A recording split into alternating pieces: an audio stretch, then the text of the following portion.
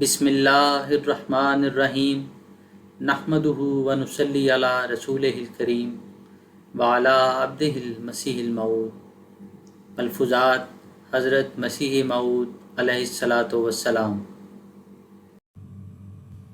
غرض روحانی معجزات میں کوئی یہ خیال نہ کر لے کہ یہ مسلمانوں کا ذوم اور خیال ہے۔ آج کل کے نیچری نہیں بلکہ خلاف نیچر یہ نہیں مانتے کہ قرآن کا معجزہ ہے۔ سید احمد نے بھی ٹھوکر کھائی ہے اور وہ اس کی فصاحت و بلاغت کو معجزہ نہیں مانتا۔ جب ہم یاد کرتے ہیں تو ہم کو افسوس ہوتا ہے کہ سید احمد نے معجزات سے انکار کیا ہے۔ سید صاحب کسی طور سے معجزہ نہیں مان سکتا، کیونکہ وہ کہتے ہیں کہ ایک معمولی درجے کا آدمی یا اعلیٰ درجے کا آدمی بھی نظیر بنا سکتا ہے، مگر افسوس تو یہ ہے کہ وہ اتنا نہیں جانتے کہ قرآن لانے والا وہ شان رکھتا ہے کہ صحف مطہرۃ فیہا کتب قیمہ، ایسی کتاب جس میں ساری کتابیں اور ساری صداقتیں موجود ہیں۔ کتاب سے مراد اور عام مفہوم و عمدہ باتیں ہیں جو بالطبع انسان قابل تقلید سمجھتا ہے۔ قرآن شریف ایسی حکمت اور معارف کا جامع ہے اور رتب و یابس کا ذخیرہ اس کے اندر نہیں۔ ہر ایک چیز کی تفسیر وہ خود کرتا ہے اور ہر ایک قسم کی ضرورتوں کا سامان اس کے اندر موجود ہے۔ وہ ہر پہلو سے نشان اور آیت ہے۔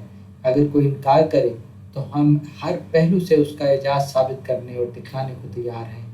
آج کل توحید اور ہستی الہی پر بہت زور آور حملے ہو رہے ہیں۔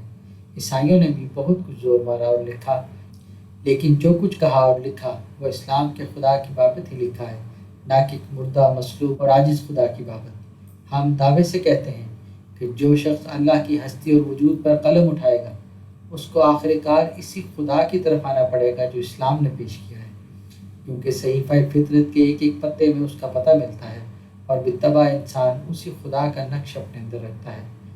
غرض ایسے آدمیوں کا قدم جب اٹھے گا وہ اسلام ہی کے میدان کی طرف اٹھے گا۔ یہ بھی تو ایک عظیم الشان اعجاز ہے۔ اگر کوئی قرآن کریم کے اس معجزے کا انکار کرے تو ایک ہی پہلو میں ہم لوگوں کو آزما لیتے ہیں۔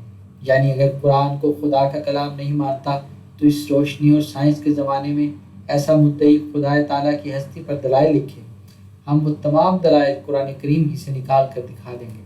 اور اگر توحید الہی کی نسبت دلائل قلم بند کرے تو وہ سب دلائل بھی قرآن کریم ہی سے نکال کر دکھا دیں گے، اور وہ ویسے دلائل کا دعویٰ کر کے لکھیں کہ یہ دلائل جو قرآن کریم میں نہیں، یا ان صداقتوں اور پاک تعلیموں پر دلائل لکھے جن کی نسبت ان کا خیال ہو کہ وہ قرآن کریم میں نہیں، تو ہم اس کو واضح طور پر دکھا دیں گے کہ قرآن کا دعویٰ فیہا کتب قیمہ کیسا سچا اور صاف ہے۔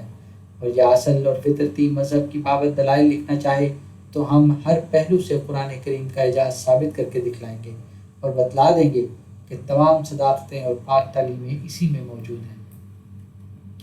الغرض قرآن کریم ایک ایسی کتاب ہے کہ ہر ایک قسم کے معارف اور اسرار اس میں موجود ہیں، لیکن ان کو حاصل کرنے کے لیے میں پھر کہتا ہوں اسی قوت قدسیہ کی ضرورت ہے۔ چنانچہ خود اللہ تعالیٰ نے فرمایا ہے لا یمسہ الا المطہرون۔ ایسا ہی فصاحت بلاغت میں مثلا سورہ فاتحہ کی ترکیب چھوڑ کر اور ترکیب استعمال کرو تو وہ مطالب عالیہ اور مقاصد اعلیٰ جو اس ترکیب میں موجود ہیں ممکن نہیں کسی دوسری ترکیب میں بیان ہو سکیں۔ کوئی سورہ لے لو، خواہ قل هو اللہ احد ہی کیوں نہ ہو، جس قدر نرمی ملاطفت کی رعایت کو ملحوظ رکھ کر اس میں معارف اور حقائق ہیں وہ کوئی دوسرا بیان نہ کر سکے گا۔ یہ بھی اعجاز قرآن ہی ہے۔ مجھے حیرت ہوتی ہے جب بعض نادان مقامات حریری یا سبع معلقہ کو بے نظیر اور بے مثل کہتے ہیں اور اس طرح پر قرآن کریم کی بیماندیت پر حملہ کرنا چاہتے ہیں۔ وہ اتنا نہیں سمجھتے کہ اول تو حریری کے مصنف نے کہیں اس کے بے نظیر ہونے کا دعویٰ نہیں کیا، پھر وہ خود قرآن کی اعجازی فصاحت کا قائل تھا۔ ان باتوں کو چھوڑ کر وہ راستی اور صداقت کو ذہن میں نہیں رکھتے، بلکہ ان کو چھوڑ کر محض الفاظ کی طرف جاتے رہے ہیں۔ وہ کتابیں حق اور حکمت سے خالی ہیں۔ اعجاز کی خوبی اور وجہ تو یہی ہے کہ ہر رعایت کو زیر نظر رکھے، فصاحت بلاغت کو بھی ہاتھ سے جانے نہ دے، صداقت اور حکمت کو بھی نہ چھوڑے۔ یہ معجزہ قرآن شریف ہی کا ہے جو آفتاب کی طرح روشن ہے، جو ہر پہلو سے اپنے اندر اعجازی طاقت رکھتا ہے۔ انجیل کی طرح نری زبانی ہی جمع خرچ نہیں کہ ایک گال پر تمانچہ مارے تو دوسری بھی پھیر دو۔ یہ لحاظ اور خیال نہیں کہ یہ تعلیم حکیمانہ فعل سے کہاں تک تعلق رکھتی ہے اور انسان کی فطرت کا لحاظ اس میں کہاں تک ہے۔ اس کے مقابل میں قرآن کی تعلیم پڑھیں گے تو پتہ لگ جائے گا کہ انسان کے خیالات ایسے ہر پہلو پر قادر نہیں ہو سکتے، اور ایسی مکمل اور بے نقص تعلیم زمینی دماغ اور ذہن کا نتیجہ نہیں۔ کیا یہ ممکن ہے کہ 1000 آدمی ہمارے سامنے مسکین ہوں اور ہم ایک دو کو کچھ دے دیں اور باقی کا خیال تک بھی نہ کریں؟ اسی طرح انجیل ایک ہی پہلو پر پڑی ہے، باقی پہلوؤں کا اسے خیال تک بھی نہیں رہا۔ ہم یہ انجیل پر الزام نہیں دیتے، یہ یہودیوں کی شامت اعمال کا نتیجہ ہے۔ جیسی ان کی استعدادیں تھیں ان کے موافق ہی انجیل آئی، جیسی روح ویسے فرشتے، اس میں کسی کا کیا قصور؟ اس کے علاوہ انجیل ایک قانون ہے مختص المقام و زمان اور مختص القوم، جیسا کہ انگریز بھی قوانین مختص المقام اور مختص الوقت نافذ کر دیتے ہیں، بعض وقت کوئی اثر نہیں رہتا۔ اسی طرح انجیل بھی ایک مختص قانون ہے، عام نہیں۔ مگر قرآن کریم کا دامن بہت وسیع ہے، وہ قیامت تک ایک ہی لا تبدیل قانون ہے اور ہر قوم اور ہر وقت کے لیے ہے۔ چنانچہ خدا تعالیٰ فرماتا ہے وَإِن مِّن شَيْءٍ إِلَّا عِندَنَا خَزَائِنُهُ وَمَا نُنَزِّلُهُ إِلَّا بِقَدَرٍ مَّعْلُومٍ، یعنی ہم اپنے خزانوں میں سے بقدر معلوم نازل کرتے ہیں۔ انجیل کی ضرورت اسی قدر تھی، اس لیے انجیل کا خلاصہ ایک صفحے میں آ سکتا ہے، لیکن قرآن کریم کی ضرورتیں تھیں سارے زمانے کی اصلاح۔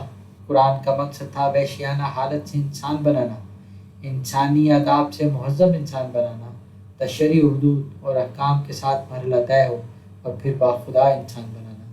یہ لفظ مختصر ہیں مگر اس کے 1000 شعبے ہیں۔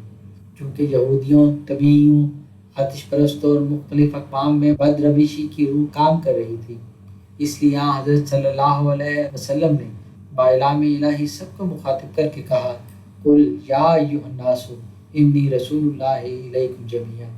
اس لیے ضروری تھا کہ قرآن شریف ان تمام تعلیمات کا جامع ہوتا جو وقتاً فوقتاً جاری رہ چکی تھیں، اور ان تمام صداقتوں کو اپنے اندر رکھتا جو آسمان سے مختلف اوقات میں مختلف نبیوں کے ذریعے زمین کے باشندوں کو پہنچائی گئی تھیں۔